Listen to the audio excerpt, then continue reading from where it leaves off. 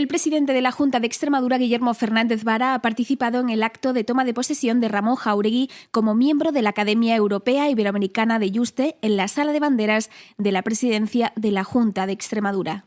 Fernández Vara ha felicitado al nuevo académico, del que ha dicho que es un gran referente y una de las personas de las que más ha aprendido a lo largo de su carrera. Además, ha afirmado que vivimos en una época de cambio permanente y que ahora más que nunca se necesitan espacios de reflexión como lo es la Academia Europea e Iberoamericana de Yuste. Y por eso hace falta espacios de reflexión. A este mundo le sobran gritos y le falta reflexión.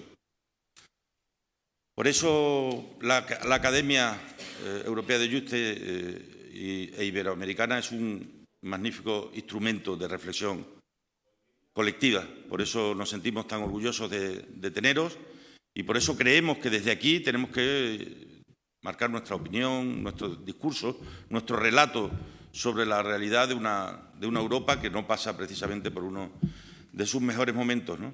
El premio Carlos V que concede la Academia se entregará el próximo 9 de mayo.